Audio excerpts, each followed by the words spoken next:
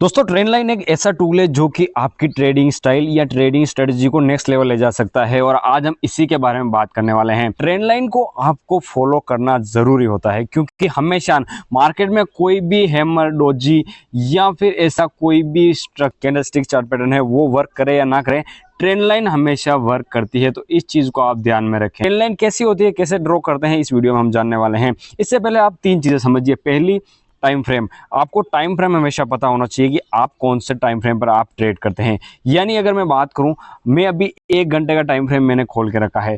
यहां पर ये देखिए आप 1 घंटे का, यानी मैं इंट्राडे ट्रेडर हूं तो मुझे 1 घंटे का टाइम फ्रेम खोल के रखना है। वहां पर ट्रेंड लाइन को मुझे ड्रॉ करना है, तभी मुझे पूरे दिन के सपोर्ट और रेजिस्टेंस मुझे ड्रॉ करने के बाद पता चले। लेकिन अगर मैं 5 मिनट में ड्रॉ करता हूं तो वहां पर वो परफेक्टली काम करे या ना करे, मैं वो कंफर्म नहीं बता सकता। तो इसीलिए आपको क्या है, 1 घंटे के टाइम फ्रेम पर देखना है जहां पर आपको मेजर सपोर्ट्स और रेजिस्टेंस दिखेंगे। दूसरी चीज, हॉरिजॉन्टल लाइन। आपको हॉरिजॉन्टल लाइन को भी सबसे ज्यादा महत्वपूर्ण रखना चाहिए क्योंकि हॉरिजॉन्टल लाइन एक इंपॉर्टेंट लेवल्स जो होते हैं उनको वो ड्रॉ करती है और वहां पर आपको दिखाती है कि आप वहां पे ट्रेड किस तरह से लेंगे, ये सपोर्ट है या फिर रेजिस्टेंस, वो मैं आगे वीडियो में बताऊंगा। दूसरी चीज, इंपॉर्टेंट लेवल्स। इंपॉर्टेंस लेवल यानी सबसे पहले अपन ये देख लेते हैं, जैसे मार्केट को ये आप जूम कीजिए। अब इंपॉर्टेंट लेवल कैसे, जैसे अब अगर हम यहाँ पे समझे तो ये एक हॉरिजॉन्टल लाइन हमने मार्क कर दी, 23,800 का ये लेवल है। ठीक है, 23,800 का लेवल हो गया ये। अब 23,800 पर इसने पहली बार यहाँ पे टच किया, दूसरी बार आया, तीसरी बार और चौथी बार। अब यहाँ पर हॉरिजॉन्टल लाइन भी है और ये इंपॉर्टेंट की लेवल भी है। इन दोनों बातों को आपको ध्यान में रखना है, तभी आप एक अच्छा ट्रेड प्लेस कर पाएंगे। अब इसके साथ हम ट्रेंड लाइन को कैसे यूज कर सकते हैं, अब इससे हम समझते हैं। सबसे पहले ट्रेंड लाइन को किस तरह से ड्रॉ करेंगे।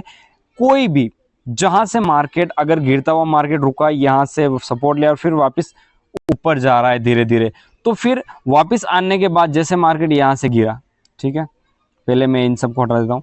मार्केट पहले यहाँ से गिरा, फिर वापस चढ़ा, फिर वहाँ से वापस गिरा, तो पहले यहाँ रुका, उसके बाद यहाँ रुका, तो ये दो की पॉइंट हो गए। दोनों लगभग एक ही सेम एरिया के आसपास है, तो इन दोनों को आपस में हम अटैच कर लेंगे, यानी इस लो को और इस लो को, इन दोनों को हम मिला देंगे। तो ये मैंने एक ट्रेंड लाइन खींच दी, ये देखो ये, ठीक है, और ये आगे तक चली गई। अब यहाँ पर देखना, पहले यहाँ से, दूसरी बार यहाँ से रिवर्स हुआ, तीसरी बार जब हमने ये ट्रेंड लाइन खींच दी तो मार्केट यहाँ से वापस ये ऊपर की साइड निकल गया, यानी रिजेक्शन इसने इसी जोन से लिया है, इसी ट्रेंड लाइन से लिया है। तो आपको क्या समझ में आया कि मार्केट में आप अगर ट्रेंड लाइन को ड्रॉ करते हैं तो यहाँ से मार्केट में एक सपोर्ट एरिया बना है, तो वापस यहाँ से मार्केट बाउंस बैक कर गया। तो अगर आप यहाँ पे समझ चुके हैं तो बिना किसी कैंडल के आप यहाँ पे मार्केट रुकेगा। अब यहाँ पे आप देख सकेंगे कि पहले हम टाइम फ्रेम को छोटा कर लेते हैं। ठीक है, पहले तो हमने यहाँ पे एक ट्रेंड लाइन खींच दी, जैसे मैंने ये ट्रेंड लाइन है, मैं यहाँ से मार्क कर देता हूँ। ठीक है, ये हमने एक ट्रेंड लाइन मार्क कर दी। ठीक है, ये हो गया कंप्लीट। अब ट्रेंड लाइन मैंने यहाँ पे ड्रॉ कर दी, इसके बाद हम जाएंगे अपने टाइम फ्रेम पर जहाँ पर हमें ट्रेड लेना है। 1 घंटे के टाइम फ्रेम पर हमने ट्रेंड लाइन लगा दी और 5 मिनट पर हम एंट्री लेंगे, भले ही 5 मिनट या फिर 3 मिनट, किसी भी टाइम फ्रेम पर जैसा आपकी स्ट्रेटजी बताती है उस हिसाब से आप ट्रेड लें। ठीक है, अब ये हो गया। मार्केट जब इस लेवल से वापिस पहले यहाँ से घुमा,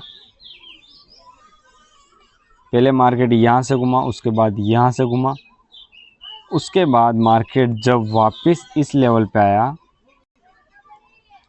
यहाँ पे, तो ये वापस यहाँ से रिवर्स कर गया।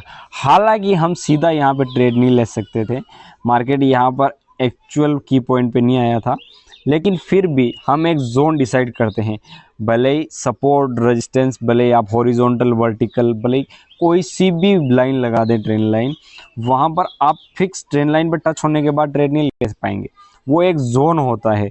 यानी अब अगर मैं यहाँ पे बात करूँ तो एक तो ये लाइन आ रही है, दूसरी अब यहाँ से घूम गई, तो अब ये यहाँ से वापस हमें ये लाइन लगभग ये एक जोन हो जाता है इस लाइन के आसपास। ठीक है। या तो इस ट्रेंड लाइन को तोड़ने के बाद थोड़ा सा 20-22 पॉइंट नीचे टूटेगी, उसके बाद ये वापस रिवर्स होगा, या फिर 20-22 पॉइंट ऊपर से ही वापस ये रिवर्स हो सकता है। तो आपको ये ध्यान में रखना है हमेशा कि ट्रेंड लाइन पे ही टच होने के बाद मार्केट नहीं जाएगा, वहाँ से थोड़ा सा ऊपर नीचे होकर भी जा सकता है, लेकिन आप एंट्री यही ऐसे ही बनाएंगे।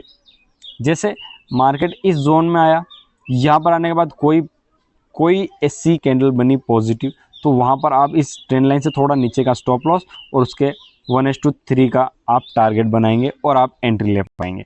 ठीक है।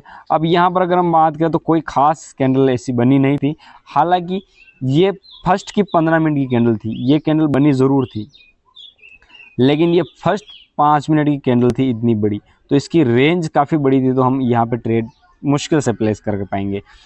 ऐसे मौके में आप ध्यान रखें मार्केट ओपनिंग के टाइम पर आप ट्रेड प्लेस ना करें, तो आपके लॉसेस के चांसेस बढ़ जाते हैं।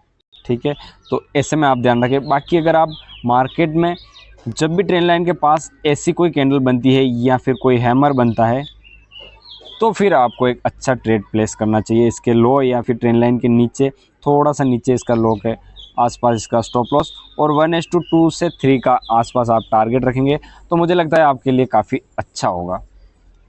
उम्मीद है आपको ये वीडियो पसंद आया होगा। वीडियो अगर पसंद आया हो तो एक लाइक ज़रूर कर दीजिए, सब्सक्राइब कर लीजिए चैनल को, और कोई भी सुझाव या सवाल हो तो मेरे साथ कमेंट में शेयर करें।